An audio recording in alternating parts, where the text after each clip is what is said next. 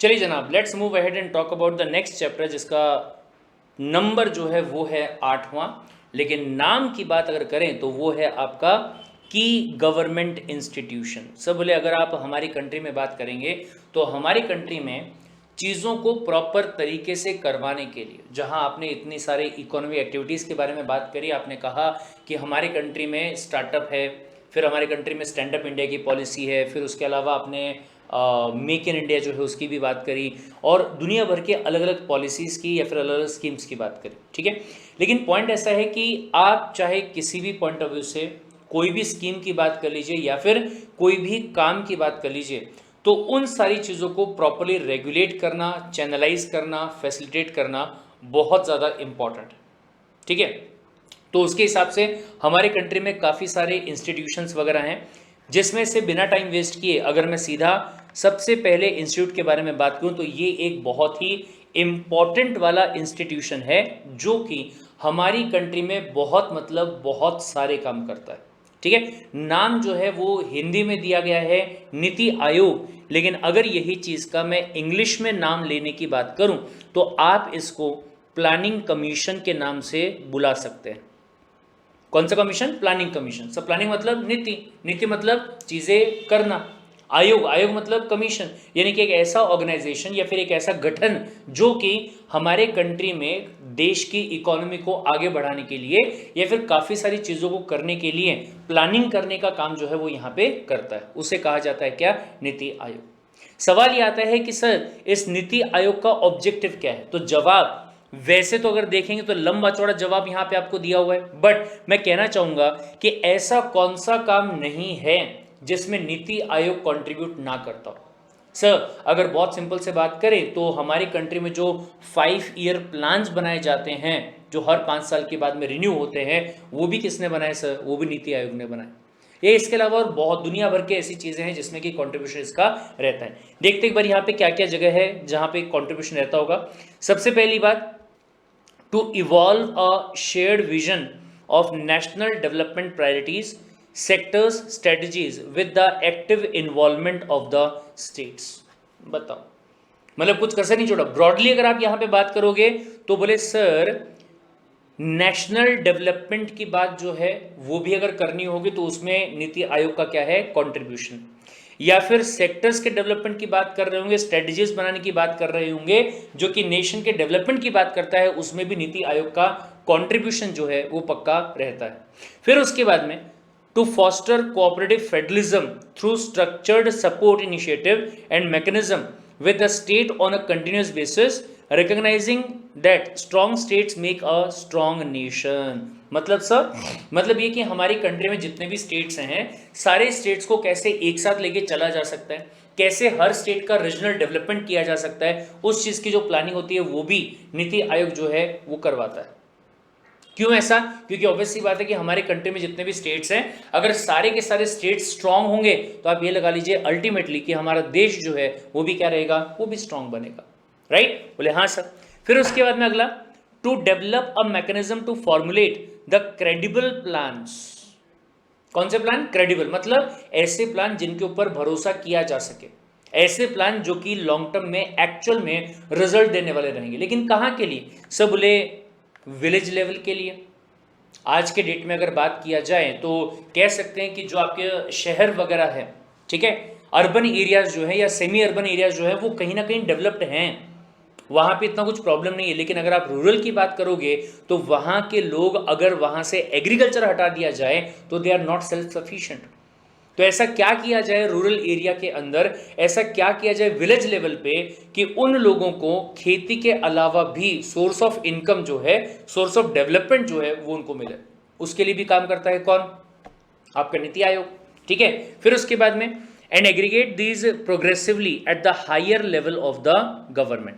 फिर to ensure on the areas that are specifically referred to it that the interests of the national security are incorporated in the economic strategy and the policy।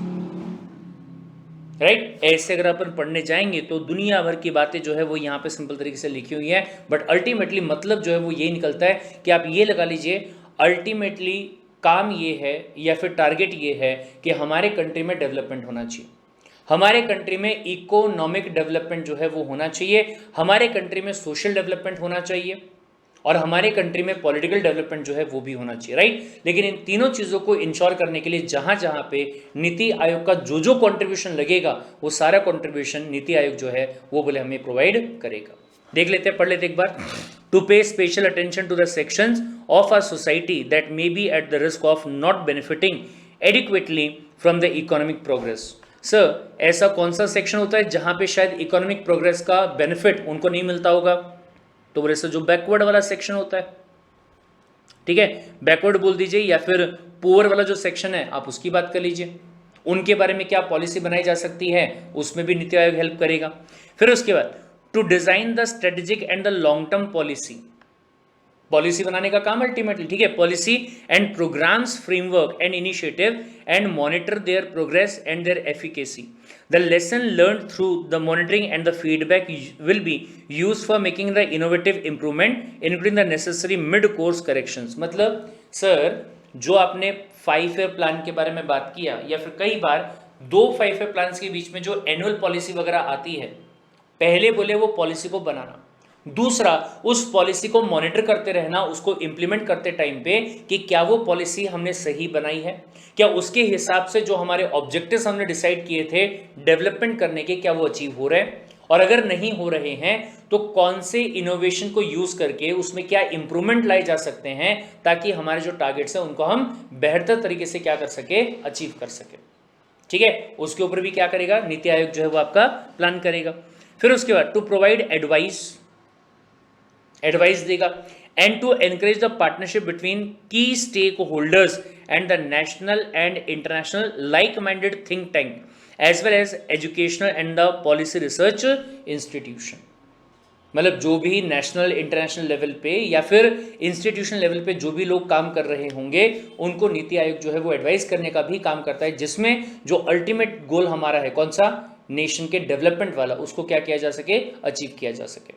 फिर उसके बाद में to create a knowledge, innovation, entrepreneurial support system through a collaborative community of the national and the international experts, practitioners and other partners। Ultimately वही होगा साहब, जहाँ पे आपने इतने पहले चैप्टर्स के अंदर कहीं पे डेवलपमेंट की बात करी, कहीं पे आपने बैकवर्ड एरिया जो है उसको आगे लाने की बात करी, ठीक है, कहीं पे आपने सोसाइटी जो है उसको इम्प्रूव करने की बात करी, तो उन सारी चीज़ों में जहाँ जहाँ पे कहीं नॉलेज लगेगा, कहीं इनोवेशन लगेगा, कहीं एंटरप्रेन्योरियल सपोर्ट जो है वो लगेगा, तो उसके लिए क्या कुछ किया जा सकता है उसका भी गाइड करना किसका काम रहेगा, नीति आयोग का काम रहेगा, ठीक है। फिर उसके बाद टू ऑफर अ प्लेटफॉर्म, एक मंच प्रोवाइड करना, प्लेटफॉर्म मतलब मंच, ठीक है, प्रोवाइड करना for resolution of intersectoral and inter departmental issues in order to accelerate the implementation of the development agenda. मतलब सर कई बार ऐसा हो सकता है कि जो हमारा डेवलपमेंट वाला एजेंडा है, नेशन को डेवलप करने वाला, ठीक है, उस एजेंडा को अचीव करने में काफ़ी बार ऐसा हो सकता है कि कुछ इश्यूज क्रिएट हो सकते हैं, ठीक है, जो कि डिपार्टमेंटल बेसिस पे रहेंगे, 2 डिपार्टमेंट्स के बीच में हो सकते हैं, या फिर सब बोले वो सेक्टर्स के बीच में भी हो सकते हैं। तो उन डिस्प्यूट्स को कैसे रिजॉल्व किया जाए उसके लिए भी नीति आयोग जो है वो एक इंपॉर्टेंट रोल प्ले करता है, एंड इवन बाकायदा एक प्लेटफॉर्म जो है वो भी प्रोवाइड करता है, ठीक है, क्योंकि ऑब्वियस सी बात है सर, अगर डिस्प्यूट में फंसे रहेंगे, अगर इश्यूज में फंसे रहेंगे तो डेवलपमेंट तो हो ही नहीं पाएगा, ये बात तो गारंटेड है, राइट, ठीक है सर। फिर उसके बाद to maintain a state of art resource centre, क्या मेंटेन करना, रिसोर्स सेंटर मेंटेन करना, be a repository of the research on the good governance and the best practices in the sustainable and equitable development as well as help their dissemination to the stakeholders। मतलब sir research and development करना, research and development करना ताकि जो आप ये nation के development की बात कर रहे हैं, नेशन को आगे बढ़ाने की बात कर रहे हैं, इसमें कोई प्रॉब्लम जो है वो क्रिएट ना हो, ठीक है। एंड अपार्ट फ्रॉम दैट कई बार ऐसा भी होगा कि जब आप नेशन के डेवलपमेंट की बात करेंगे तो उसके लिए जो कुछ बेसिक वाली चीज़ें ज़रूरी होती है, कौन सी सर, सबसे पहली बात गुड गवर्नेंस, मतलब जो लॉज वगैरह होते हैं ना उनको कंप्लाई करवाना, जितने भी लोग काम कर रहे हैं, बिजनेस कर रहे हैं, उन लोगों को गवर्नेंस कंप्लाइंट कंपनीज बनाना, ठीक है। और या फिर कह सकते हैं कि बेस्ट प्रैक्टिसेस को इस्टेब्लिश करवाना, ताकि जो भी कंट्री के अंदर कंपनीज का इस्टेब्लिशमेंट होता है वो सस्टेनेबल, मतलब कि लॉन्ग टर्म तक चले, ठीक है, लॉन्ग टर्म तक उनका डेवलपमेंट रहे, और इक्विटेबल डेवलपमेंट, मतलब ऐसा ना हो कि अमीर और ज्यादा अमीर बनता जाए, गरीबों को क्या बोलेंगे उस चीज को दबा के, ठीक है। इक्विटेबल का मतलब क्या है, जिसका जो हक बनता है उसके हिसाब से सामने वाले का क्या होना चाहिए, डेवलपमेंट होना चाहिए। गॉट इट, ठीक है साहब। फिर उसके बाद में to actively monitor and evaluate the implementation of the programmes and initiative, including the identification of the needed resources so as to strengthen the probability of the success and the scope of the delivery। मतलब plans बना लिए गए, policies बना लिए गए, लेकिन उनका अगर सही इंप्लीमेंटेशन नहीं हुआ तो चलेगा क्या, बिल्कुल भी नहीं। सब बोले उनका इंप्लीमेंटेशन करना था, बट उसके लिए जो रिसोर्सेस चाहिए थे, जो फंड्स चाहिए थे, उनका कोई अता पता ही नहीं है, तो चलेगा क्या, बिल्कुल भी नहीं। मतलब जिस टारगेट के लिए, जिस ऑब्जेक्टिव के लिए आपने पॉलिसीज फ्रेम करी थी, वो टारगेट कभी अचीव ही नहीं हो पाएंगे, राइट। तो आपके नीति आयोग का काम है कि ऐसी चीजों को मॉनिटर करेगा टाइम टू टाइम, और उसको इवेल्युएट करेगा कि क्या उसका इंप्लीमेंटेशन जो है वो सही तरीके से हो रहा है, या अगर कहीं पे रिसोर्सेस की कमी पड़ रही है तो रिसोर्सेस को प्रोवाइड करने के लिए भी स्टेप्स जो है वो लेगा कौन, नीति आयोग, राइट, ठीक है साहब। Apart from that to focus on the technology upgradation, क्योंकि ऑब्वियस सी बात है सर, अगर आप डेवलपमेंट की बात कर रहे हैं और ट्रेडिशनल तरीके से चलने की बात करेंगे तो शायद ये अचीव नहीं हो पाएगा। आज आप देखिए, मतलब कोई ज़माना हुआ करता था, आज से बहुत पुराने टाइम की बात नहीं करूंगा, अगर मैं 2005, 2006, 2010 की बात करूं, ठीक है, उस टाइम पे जब मोबाइल फ़ोन आया था तो लोगों के दिमाग में एकदम हवा था कि यार mobile phone, mobile phone, mobile phone. और आज के टाइम पे सब बोले मोबाइल फ़ोन तो आ ही गया है, अब तो ये प्लानिंग हो रही है कि जो आपका फ़ोन का बैक साइड होता है वो बोले पूरा कैमरे से भरा होना चाहिए। Technology upgradation, right sir. कहीं ना कहीं अगर आप डिजिटल चीज़ों की बात करेंगे तो आज के टाइम पे लगभग हर चीज़ जो है वो डिजिटलाइज हो चुकी है। हर चीज की बात आप यहां पे कर लीजिए। आप ये लगाइए कि आज के टाइम पे जो कैश का ट्रांजैक्शन हुआ करता था, आप अपनी जेब से कैश निकाल के सामने वाले को देते थे, आज की डेट में उसकी कोई रिक्वायरमेंट ही नहीं है। आप अगर पूरे 1 महीने जेब में बिना 10 रुपए के भी चलो ना, तो भी आपका काम आराम से हो जाएगा। क्यों सर? बोले हर बंदा डिजिटल हो चुका है। किसी भी शॉप वाले की बात आप कर लीजिए, या इवन अगर आप सब्जी वाले की बात करते हो, उसके सामने भी जो पेटीएम को स्कैन करने वाला जो वो रहता है, एक सामने में एक प्लेट टाइप रखा रहता है सर, उससे काम हो जाते हैं सर। तो ऐसे केस में क्या आपको नहीं लगता कि हमें टेक्नोलॉजी के हिसाब से अपने आप को अपग्रेड करना चाहिए, ताकि जो ग्लोबल लेवल पे कंपटीशन यहाँ पे चल रहा है, उस कंपटीशन में हम लोग अपने आप को सस्टेन करवा पाए, राइट, डन। फिर उसके बाद में and capacity building for implementation of the programme and initiative, क्योंकि अगर ये नहीं किया तो फिर ऐसे केस में आपका जो प्रोग्राम है वो या तो चलेगा ही नहीं, और या फिर चलेगा तो एकदम कछुए वाली चाल चलेगा, धीरे धीरे धीरे धीरे धीरे धीरे, और डेवलपमेंट जो कि 2 साल के बाद होना चाहिए था वो 10 साल के बाद जाके होगा। और कंपैरिजन होता है सर, मतलब आप देखिए कि लोग सिंगापुर के बारे में बोलते हैं कि हमारी कंट्री जो है वो सिंगापुर से पहले आज़ाद हो गई थी, उसके बावजूद हमारी कंट्री कितनी पीछे है और सिंगापुर कितना आगे निकल चुका है। Got the point? ये कैसे पॉसिबल होगा सर? जब आपके यहाँ पे टेक्नोलॉजी जो है उसको प्रॉपरली अपग्रेडेड तरीके से इस्तेमाल किया जाएगा, ठीक है, और जहाँ जहाँ जो रिसोर्सेज की ज़रूरत पड़ेगी उन रिसोर्सेज को इम्प्लीमेंट किया जाएगा। और ये करना किसकी जिम्मेदारी? बोले नीति आयोग की जिम्मेदारी रहेगी, इसीलिए उसको बनाया गया। फिर उसके बाद में to undertake other activities as may be necessary in order to further the execution of the national development agenda and the objective mentioned above. या सीधा सीधा एक ही बात बोलो भाई साहब कि नेशनल डेवलपमेंट के लिए या नेशन के डेवलपमेंट के लिए साम दाम दंड भेद जो करना पड़ता है वो सब करेगा कौन? प्लानिंग कमीशन, और we can say the NITI Aayog, right, ठीक है सर। सर फीचर्स क्या क्या है? ये पहला पॉइंट जो है वो अपन पहले ही बात कर चुके हैं, ठीक है। Now its entire gamut of activities can be divided into 4 main heads. 4 चीजों में डिवाइड कर सकते हैं। सबसे पहला design policy and programme framework, policy बनाने का काम किसका? नीति आयोग का। दूसरा foster the cooperative federalism, cooperation वगैरह जो है दो डिपार्टमेंट्स के बीच में या दो से ज़्यादा डिपार्टमेंट्स के बीच में, उसको फॉस्टर करना, उसको बढ़ावा देना, ठीक है। तीसरा मॉनिटर करना एंड इवेल्युएशन करना, और चौथा जो थिंक टैंक्स हैं एंड जो नॉलेज एंड इनोवेशन हब्स हैं उनको सपोर्ट जो है वो प्रोवाइड करना। ये चारों की चारों बातें जो है वो हमने कहाँ पढ़ी हैं, ये ऑब्जेक्टिव्स में पढ़ी हैं। Got the point. और इन्हीं ऑब्जेक्टिव्स को हमने क्या किया, यहाँ पे 4 पार्ट्स में डिवाइड कर दिया कि अल्टीमेटली 4 ऑब्जेक्टिव यहाँ पे है। Is this point clear? बोले ठीक है साहब। नाउ अब ये ध्यान दीजिएगा, several different verticals of the NITI provide the requisite coordination and the support framework for NITI to carry out its mandate. The list of vertical are below. मतलब कौन से सेक्टर्स है जहां पे आपका नीति आयोग वर्क करता है। सेक्टर्स देख लीजिए आप, कौन सा ऐसा सेक्टर जो कि छूट गया, agriculture, health, women child, governance, research, फिर उसके बाद में ह्यूमन रिसोर्स डेवलपमेंट। HRD का मतलब क्या है, ह्यूमन रिसोर्स डेवलपमेंट,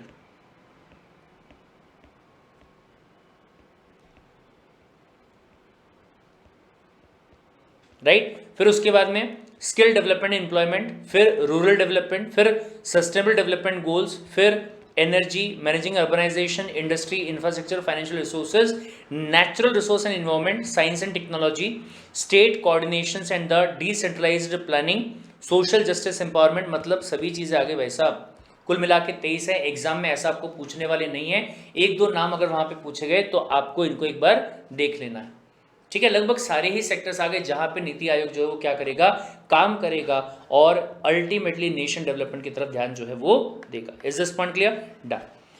लेकिन फिर उसके बाद में एक काफ़ी ज़्यादा इम्पॉर्टेंट वाली चीज़ यहाँ पे आती है जिसका नाम क्या दिया गया, साथ, SATH, ठीक है। जानबूझ के इसको ऐसा नाम दिया गया है क्योंकि यहाँ पे साथ निभाने की बात जो है वो करी जा रही है। सर फुल फॉर्म क्या होगा?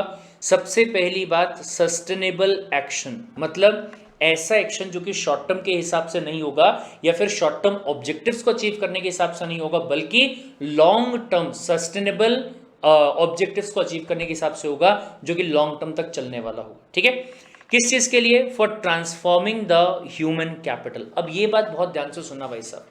सब बोले किसी भी कंट्री में अगर आप कैपिटल की बात करो तो कह सकते हैं कि इंसान जो है वो भी एक कैपिटल है, हाँ या ना? अब आप सोचिए ना, एक चीज़ बताइए मुझे कि आज की डेट में अगर मैं अंबानी की बात करूं तो क्या मैं कह सकता हूं कि वो काफ़ी महंगा इंसान है? बोले हाँ सर। क्यों? क्योंकि दिमाग इतना खतरनाक चलता है कि कंट्री को इनकम जो है वो कमा के दे रहा है। क्या मैं ये भी कह सकता हूं कि महेंद्र सिंह धोनी या फिर विराट कोहली, उनका भी वैल्यू जो है वो काफ़ी ज़्यादा रहेगा? बोले हाँ सर, क्योंकि वो खेलते ऐसे हैं कि कंट्री को काफ़ी सारा पैसा जो है वो कमा के दे सकते हैं। खुद के लिए कमा रहे, नो डाउट इन दैट, लेकिन उनका अगर डेवलपमेंट हो रहा है तो अल्टीमेटली कंट्री का डेवलपमेंट हो रहा है। सेम ऐसे क्या मैं ये भी कह सकता हूं कि नरेंद्र मोदी जो है उनका भी काफ़ी ज़्यादा फेस वैल्यू रहेगा? बोले बिल्कुल साहब। मतलब सीधी सीधी बात है भाई साहब कि जो इंसान प्रोडक्टिव वाला काम करेगा, कुछ वैल्यू एडिशन करेगा, उसकी वजह से कंट्री में इकोनॉमिक एक्टिविटीज जो है वो होंगी, यानी कि पैसा जो है वो क्या रहेगा, जनरेट होगा। एग्री करते हो इस बात को? बोले हाँ। अब एक बात ध्यान से सुनिए, हमारी कंट्री में अगर आप देखेंगे तो कुल मिला के 135 करोड़ की जनता है। कितने की जनता भाई साहब? बोले 135 करोड़ की जनता है। एग्री करते हो? बोले बिल्कुल। अब ये 135 करोड़ लोग अगर काम करने लग जाए और हर कोई ये सोचने लग जाए कि मुझे पैसा कमाना है और मुझे कुछ ना कुछ प्रोडक्टिव करना है, तो क्या आपको नहीं लगता कि हमारे कंट्री में अच्छा खासा मनी डेवलपमेंट जो है वो हो सकता है? सोचिए आप जरा ये चीज़ के बारे में। मतलब आज की डेट में मैं एक छोटा सा कंपैरिजन यहाँ पे कर रहा हूँ कि मैं एक टीचर हूँ, मैं क्या करता हूँ, मैं पढ़ाने का काम करता हूँ। मैं अभी क्या कर रहा हूँ, सब बोले आप रिकॉर्डिंग कर रहे हो, रिकॉर्डिंग करके क्या कर रहा हूँ, मैं आप लोगों तक प्रोवाइड कर रहा हूँ। वैल्यूडेशन है सर? डेफिनेटली वैल्यूडेशन है सर, कोई डाउट ही नहीं है वाली चीज़ के अंदर, ठीक है। लेकिन ऑन द अदर हैंड काफ़ी ऐसे भी लोग हैं जो मेरी उम्र के हैं लेकिन घर पे बैठे आराम से घर पे बैठे हैं, they are not doing any kind of economic activity. कोई इकोनॉमिक एक्टिविटी जो है वो लोग नहीं कर रहे हैं, राइट। तो ऐसे केस में क्या मैं कह सकता हूं कि जो इनकम मैं कमा रहा हूं, अगर वैसा ही इनकम कोई दूसरा बंदा कमा रहा होगा तो डबल इनकम हो गई भाई साहब, है ना? बोले बिल्कुल सर। तो यही बात यहां पे कहने की कोशिश करी जा रही है कि भाई साहब देखिए, आपको ये कोशिश करनी चाहिए कि इकोनॉमिक डेवलपमेंट जो है वो बोले यहाँ पे किया जाए, जिससे किस पे डिपेंड करेगा, सब बोले वो ह्यूमन कैपिटल पे डिपेंड करेगा। अब बोले ह्यूमन दो टाइप का हो सकता है, एक तो कामचोर और दूसरा काम वाला। अगर हमारे कंट्री का हर एक बंदा ये डिटरमाइंड रहे कि उसको एक एज के बाद में इनकम अर्न करना है, अपना डेवलपमेंट करना है, ऐसा अगर हर एक बंदा सोचेगा तो आप सोचिए जरा इस चीज के बारे में कि क्या हमारी इकोनॉमी डेवलप नहीं होगी? बिल्कुल होगी सर। राइट सर, 135 करोड़ की जनता अगर आप बात करेंगे, इसमें से मैं दो लोगों को हटा देता हूं, से फॉर एग्जांपल कि 20 करोड़ जो हैं वो ओल्ड एज वाले हैं जो ऑलरेडी अपना कंट्रीब्यूशन दे चुके हैं।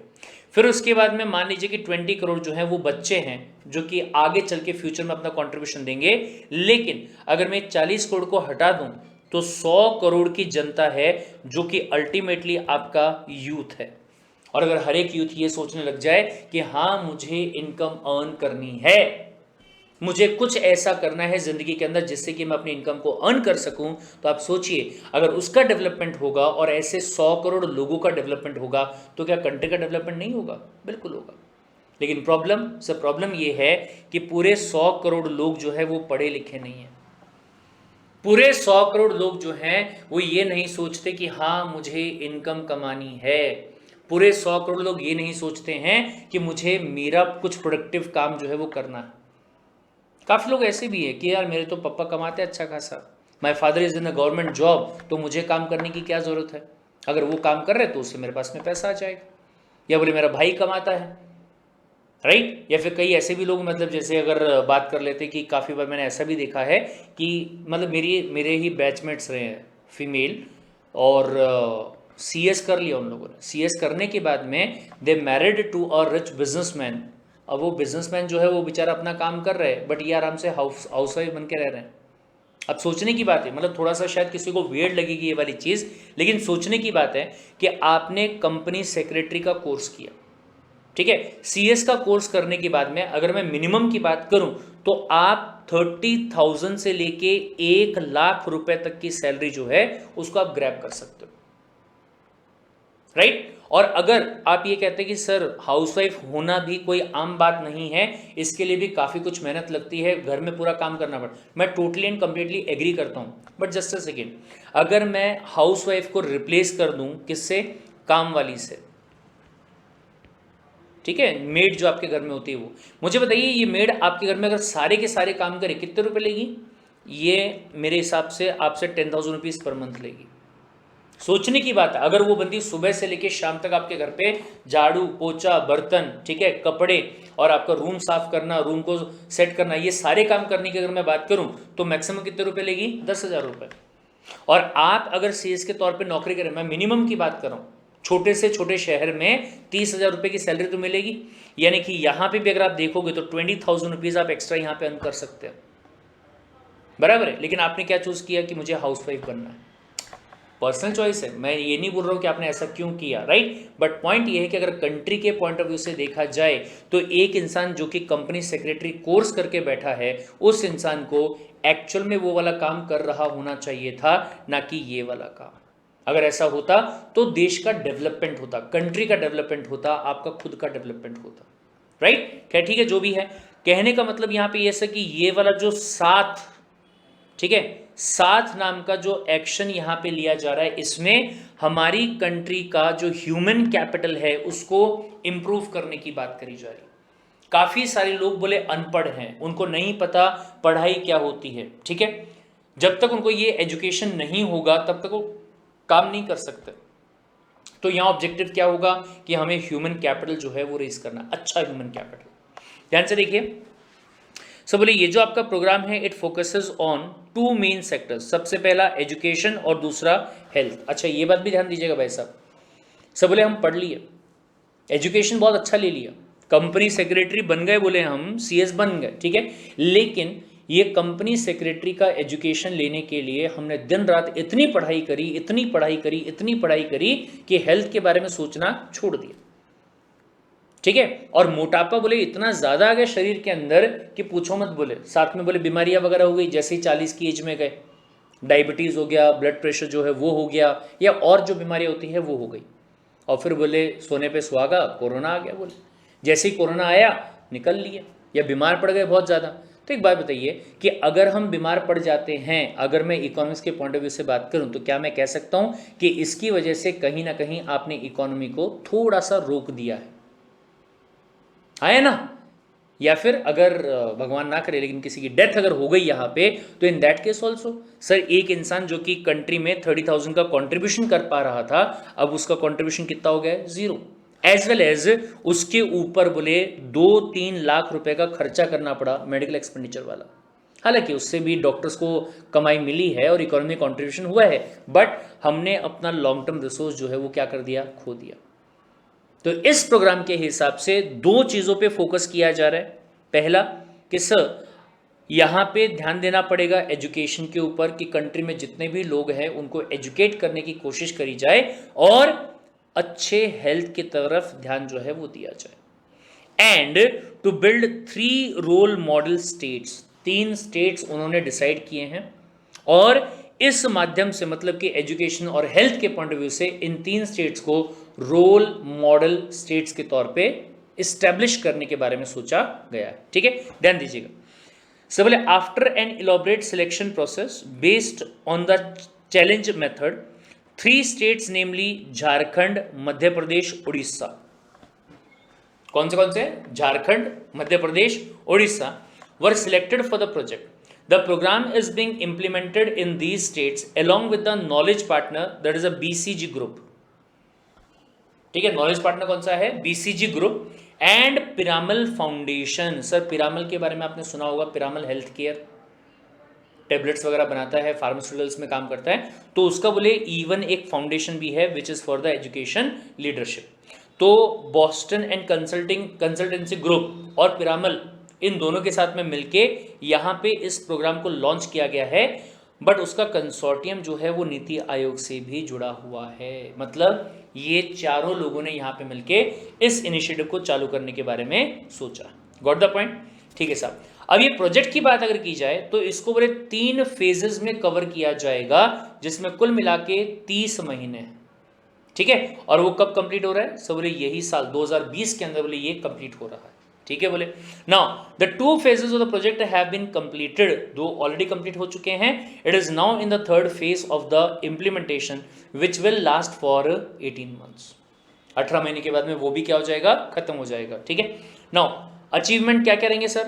सबसे पहली बात, in depth field diagnosis of the district and schools of the Jharkhand, Orissa and Madhya Pradesh.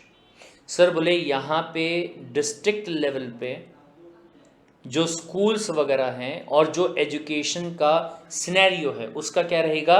In depth diagnosis जो है वो होगा। ठीक है। दूसरा, state transformation road map released for all 3 states which contain quarterly milestone committed for each initiative. मतलब जो आपने एजुकेशन के इनिशिएटिव की बात करी या हेल्थ के इनिशिएटिव की बात करी, उसको अचीव करने के लिए क्वार्टरली टारगेट जो है वो सेट किए गए हैं और उन टारगेट्स को अचीव करने की कोशिश जो है वो करी जाएगी। एंड फिर उसके बाद में critical intervention including the school mergers. अगर कोई स्कूल अच्छा नहीं है तो उसको दूसरे अच्छे स्कूल के साथ में मर्ज कर दिया जाएगा। फिर remediation programme, training, monitoring, teacher recruitment, rationalisation, institutional reorganisation at the district and the state level and proper utilisation of the MIS। MIS क्या होता है बेटा? Management information system.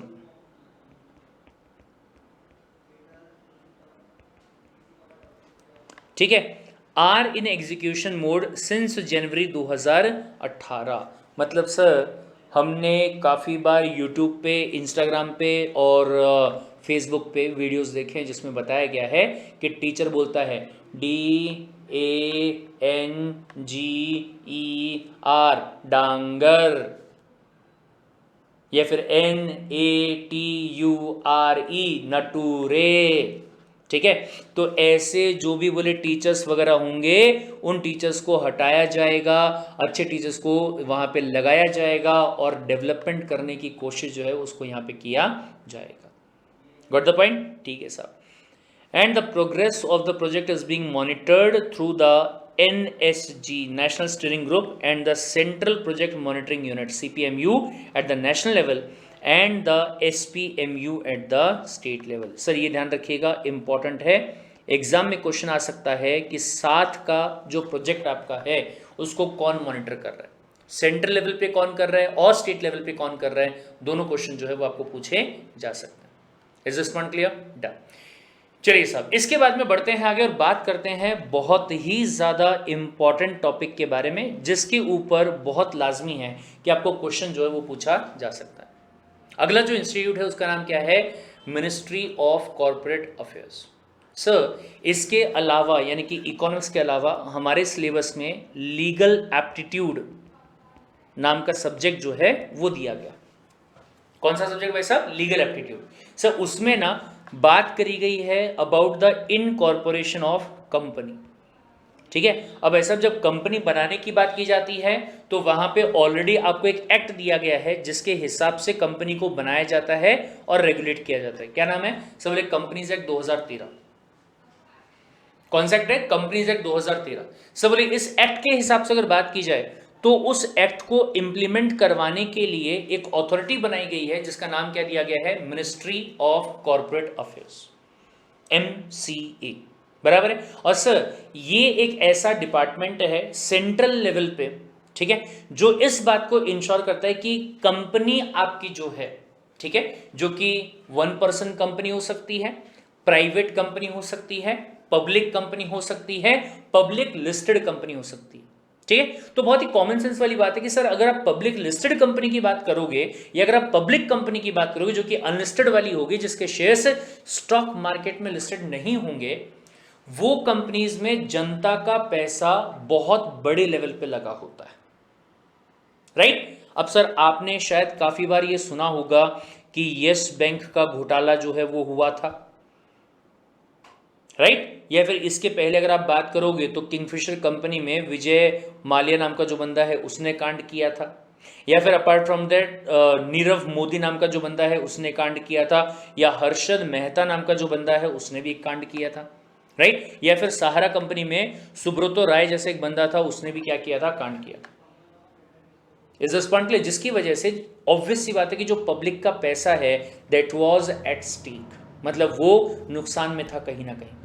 तो अब यहाँ पे ऐसा मतलब कहने का मतलब है मेरा कि सर ये एक अथॉरिटी है जो कि कंपनीज को कहीं ना कहीं रेगुलेट करती है, कंपनीज को कहीं ना कहीं गवर्न करती है, उसके बावजूद ऐसे ऐसे कांड यहाँ पे हो रहे हैं। सोच के देखिए कि अगर ये MCA नाम का डिपार्टमेंट नहीं होता तो बोले कंट्री में कंपनीज को लेके क्या क्या कांड होता है।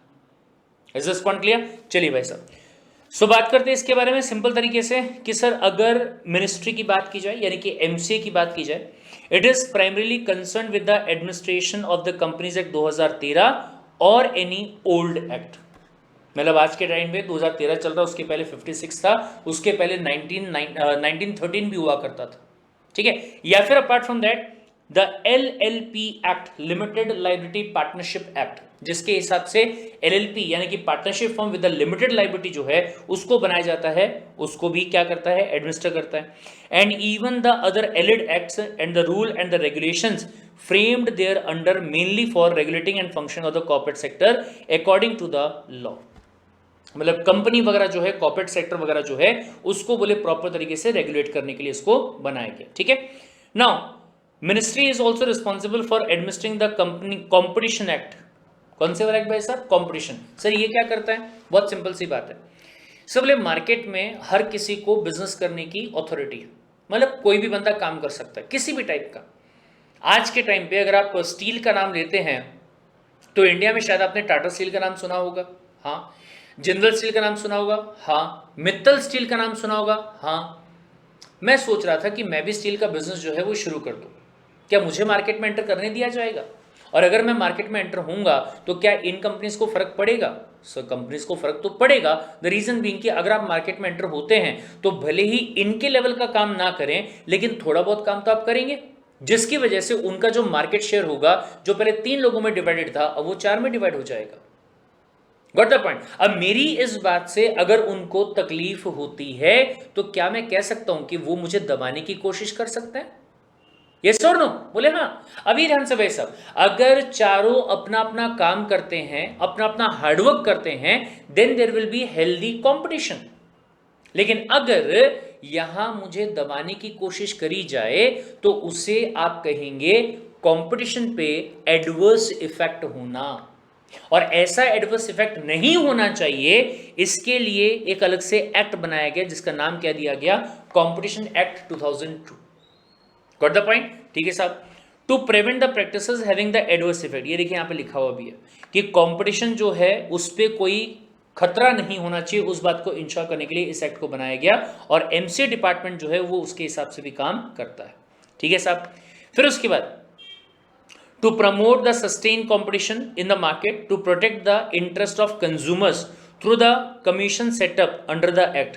ये भी मैं आपको बता दूं कि यहाँ पे कंपटीशन एक्ट के हिसाब से कमीशन है जिसका नाम क्या है, CCI, competition commission of India, जो कि सेंट्रल लेवल पे काम करता है। अगर कहीं पे भी ऐसा लगता है कि कोई कंपटीशन हार्म किया जा रहा है या फिर उसके एडवर्स में काम किया जा रहा है तो एक्शन जो है वो यहाँ पे लिया जा सकता है। Got it? ठीक है साहब। फिर उसके बाद में besides it exercises supervision over 3 professional bodies, very much important. 3 bodies को सुपरवाइज करता है साहब। कौन सी? सबसे पहला ICAI, institute of chartered accountancy of India. दूसरा हमारा institute that is ICSI, company secretaries of India. और तीसरा ICAI that is for the cost accountants. ये तीनों भी एमसीए के अंडर में ही काम करते हैं, यानी कि हम लोगों को भी गवर्न कौन करता है, एमसीए डिपार्टमेंट करता है। राइट? ठीक है साहब। Which are constituted under 3 separate acts of the parliament for the proper and orderly growth of the professional concern. The ministry also has the responsibility of carrying out the function of central government relating to the administration of the Partnership Act 32 and companies' donation to the National Fund Act 1951 and societies registration act 1980। मतलब काफ़ी सारे act वगैरह वैसा जिसके हिसाब से आपका MCA department जो है वो यहाँ पे वर्क करता है। Is this point clear? ठीक है sir. Apart from that there are some affiliated office also. Sir affiliated मतलब जुड़े हुए, जो एमसीए के साथ में मिलके काफ़ी कुछ काम जो है वो यहाँ पे करता है। उसमें से सबसे पहला जो ऑफिस है जो मैं कहूँगा one of the most important one, क्या नाम है sir? SFIO, SFIO, serious fraud investigating office.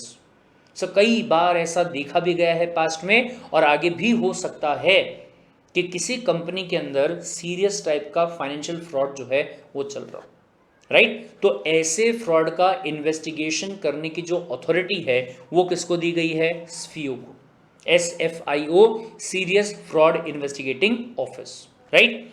देखिए यहां पे ध्यान से।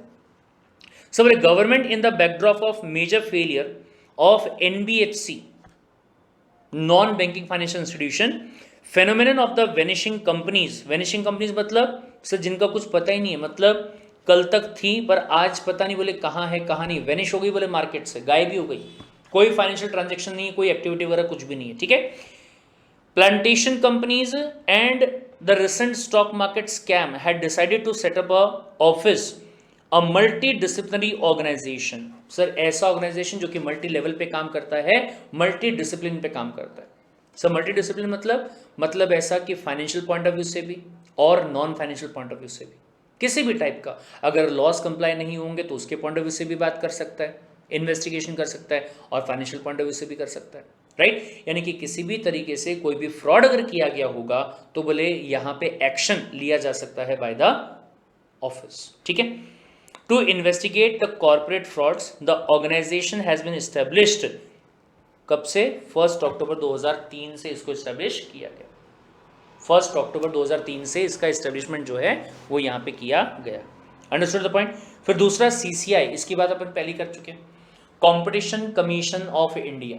सब बोले कॉम्पिटिशन एक्ट 2002 के हिसाब से बात अगर करेंगे तो इस बात को इंश्योर करना कि मार्केट में, हमारे कंट्री का जो मार्केट है, इंडिया के बाहर नहीं, इंडिया के बाहर क्या हो रहा हमको क्या करना भाई साहब। ठीक है। लेकिन हमारे कंट्री में चाहे कोई इंडिया की कंपनी होगी या फिर कोई फॉरेन की कंपनी जो इंडिया में काम कर रही होगी, वो बोले कंपटीशन के अगेंस्ट कुछ भी ना करे, इस बात को इंश्योर करना है। और अगर कहीं ऐसा कुछ लगता है कि सर कंपटीशन पे एप्रिशिएबल एडवर्स इफेक्ट हो रहा है, तो फिर ऐसे केस में ये क्या करेगा, एक्शन लेगा। कौन, CCI, competition commission of India. क्या कहता है भाई साहब, the competition commission of India was established under the this act for administration, implementation, enforcement of the act and was duly constituted in March 2009। ठीक है, the following are the objective, क्या, competition पे adverse effect को रोकना, दूसरा to promote and sustain the competition market, तीसरा to protect the interest of consumer and चौथा to ensure the freedom of trade. मतलब कोई भी बंदे पे रिस्ट्रिक्शन नहीं होना चाहिए कि वो कंट्री में ट्रेड ना कर पाए या फिर बिजनेस ना कर पाए। नाउ इस पॉइंट ऑफ व्यू से अगर बात की जाए तो एक बात और मैं यहाँ पे आपको बता दूं, क्या, कि सर जब आपका कंपटीशन एक्ट 2002 आया, उसके पहले एक एक्ट हुआ करता था जिसका नाम क्या दिया गया, MRTP 1969। M मतलब मोनोपोली, R मतलब रिस्ट्रिक्टिव, T मतलब ट्रेड, P मतलब पॉलिसीज या फिर प्रैक्टिसेस। ठीक है, सब बोले पहले एक एक्ट हुआ करता था जो 1969 में आया था, जो कि रिस्ट्रिक्टिव ज्यादा हुआ करता था as compare to being facilitative. मतलब जो नया वाला एक्ट आपका है जिसको नाम दिया गया कंपटीशन एक्ट, ये एक पॉजिटिव मैसेज देता है, वो ये कहता है कि हेल्दी कंपटीशन को मेंटेन करने की कोशिश करी जाएगी। और जो पुराने वाला एक्ट आपका था जिसका नाम क्या दिया गया, MRTP, बोले अगर कोई मोनोपोली करने की कोशिश करेगा, अगर कोई रिस्ट्रिक्टिव ट्रेड प्रैक्टिसेस करने की कोशिश करेगा, मतलब ऐसा काम करना जिसके ऊपर रिस्ट्रिक्शंस हैं। कई बार ऐसा होता था कि लोग आपस में कार्टेल बना लेते थे, मतलब आपस में जुड़ जाते थे और प्राइस डिसाइड कर लेते थे। सब बोले अगर कंपटीशन के बेसिस पे बात किया जाए, अगर डिमांड सप्लाई के बेसिस पे बात की जाए, तो बोले कोई चीज का प्राइस 200 रुपए होना चाहिए, लेकिन जिनके बीच में कंपटीशन होना चाहिए था उन लोगों ने डिसाइड कर लिया कि नहीं, 290 से नीचे प्राइस नहीं होगा, चाहे मैं बेचूं, चाहे वो बेचे, चाहे वो बेचे। इससे क्या होगा सर, कंज्यूमर की बैंड बच जाएगी बिना मतलब में। मतलब डिमांड एंड सप्लाई के बेसिस पे प्राइस कहां जाता, 200 रुपए पे, लेकिन जिनके बीच में कंपटीशन होना चाहिए था, जो प्रोड्यूसर थे सर, उन्होंने खुद ने ही प्राइस सेट कर लिया और क्या कहा, 290 के नीचे बेचेंगे नहीं, बोले हम 290 रुपीज, 290 के नीचे नहीं बेचेंगे बोले हम लोग, राइट। तो ऐसे केस में ये क्या है भाई साहब, so this is one of the kind of restrictive trade practices, और ऐसा करने के लिए MRTP एक्ट के हिसाब से भी मना था और कंपटीशन एक्ट के हिसाब से भी मना था, लेकिन डिफरेंस ये है कि वो एक्ट को रिपील कर दिया गया, यानी कि डिसकंटिन्यूड कर दिया गया 2002 से। ठीक है, और देखिए यहां पे ध्यान से, consequent upon the challenge to certain provisions of the act and the observations of the honorable supreme court, the act was amended by the competition amendment act 2007। उसके पहले MRTP एक्ट होता था which was repealed and is replaced by the competition act 2002 with effect from this date। ध्यान से, भले ही इसका year जो है वो 2002 का दिख रहा होगा, बट इफेक्टिव कब से हुआ, 2009 से। क्यों, क्योंकि इसका नोटिफिकेशन जो है वो 28 अगस्त 2009 को आया कि हाँ आज से ये वाला एक्ट यहाँ पे क्या होगा, एप्लीकेबल होगा। अंडरस्टूड द पॉइंट, बड़े ठीक है साहब। और फिर उसके बाद में आता है last but not the least IICA, that is the Indian institute of the corporate affairs. ठीक है, अगर ये इंस्टीट्यूट की बात की जाए, वापस से सर मैटर क्या है, कॉर्पोरेट अफेयर्स। MC किसके लिए है, ministry of corporate affairs. Sir वो मिनिस्ट्री है और ये क्या है, इंस्टीट्यूट है जो कि इंडिया लेवल पे काम करता है, बट किस चीज़ के लिए, सब लोग कॉर्पोरेट अफेयर्स को प्रॉपरली मैनेज करने के लिए। क्या कहता है भाई साहब, it has been established by the Indian ministry of the corporate affairs, MC ने ही इसको एस्टेब्लिश किया है, but for capacity building and training in the various subjects and matters relevant to the corporate regulation and governance such as the corporate and the competition law, accounting and the auditing issues, compliance management, corporate governance, business sustainability through environmental sensitivity and social responsibility, e-governance and the enforcement। सब बहुत ध्यान से, अगर बोले आप companies के बारे में बात करें तो कंपनीज में सबसे पहली बात तो जो रेगुलेशंस हैं वो तो लगते ही हैं। ठीक है, तो कंपनीज कौन से रेगुलेशंस को कंप्लाई कर रही है, कौन से रेगुलेशंस में लूप होल का फ़ायदा उठा रही है, उसके बारे में सोचना होगा। तो उसके लिए IICA को काम दे दिया, उनको बता दिया, उनको सिखा दिया अच्छे तरीके से। फिर उसके अलावा सब बोले ये भी हो सकता है कि जो कॉरपोरेट और कंपटीशन वाले लॉज बने हैं उनके अगेंस्ट में जाया जाए, या फिर जो गवर्नेंस है मतलब लॉ को कंप्लाई करना उसको प्रॉपरली फॉलो ना किया जाए, या फिर ये भी हो सकता है कि कंपनी में जो अकाउंटिंग वगैरह होता है या उसका जो चेकिंग वगैरह होता है, ऑडिटिंग वगैरह, वो प्रॉपरली ना किया जाए। ठीक है, तो उसके लिए IICA जो है उसको कहीं ना कहीं अथॉरिटी जो है वो दी गई है जिसमें प्रॉपरली चेकिंग वगैरह जो है वो करी जा सकती है। ठीक है, now one of the wings of IICA that is a ICLS academy. एक अलग से क्या है, एकेडमी जो कि कॉर्पोरेट लॉस के लिए काम करती है। ठीक है, has the responsibility for conducting the induction and advance training for probationary officers. अच्छा ये ध्यान दीजिएगा भाई साहब, सब बोले अगर आप MCA डिपार्टमेंट की बात करें तो MCA के नीचे में रीजनल डायरेक्टर्स होते हैं जो कि पूरे कंट्री में कुल मिला के 7 है। ठीक है, और RD के नीचे में ROC होते हैं, that is the registrar of companies. ये चीज अपन लीगल एप्टीट्यूड में और अच्छे से डिटेल में पढ़ेंगे। ठीक है, तो पॉइंट ये है कि सर इनको काम जो है वो कौन सिखाएगा, सब इनको काम कौन सिखाएगा, कहां से सीखेंगे, कैसे इनको पता लगेगा कि कॉर्पोरेट्स में क्या लॉ हो सकते हैं, किस तरीके से उनका इंप्लीमेंटेशन होता है, उनका गलत इस्तेमाल कैसे किया जा सकता है। ठीक है, तो उसके लिए बोले बाकायदा यहाँ पे क्या किया गया है, एक काइंड ऑफ एकेडमी जो है वो बनाई गई है जो कि इन सारी चीजों के बारे में प्रॉपरली सिखाएगी। ठीक है, belonging to the Indian corporate law services, recruited through the common exam of the CSE यानी कि civil service examination which are conducted by the UPSC। यानी कि अगर आपको इसमें जाना होगा तो आप जा सकते हैं, बट इसके लिए आपको UPSC एग्जाम जो है वो क्या करने पड़ेंगे, क्लियर करने पड़ेंगे। राइट, ठीक है sir. Now it has been designed with an eye on the future to provide a platform for the dialogue, interaction and partnership between the government, corporate investors, civil society, professional, academician and other stakeholder in emerging 21st century। मतलब साहब, मतलब ये कि हमारी country में proper तरीके से, developed तरीके से क्या करना है, देश को आगे बढ़ाना है, कॉर्पोरेट डेवलपमेंट होना चाहिए, कंपनीज जो हैं वो एथिकल तरीके से गवर्नेंस को फॉलो करते हुए, लॉ को फॉलो करते हुए आगे बढ़ना चाहिए और इकोनॉमिक डेवलपमेंट जो है वो होना चाहिए।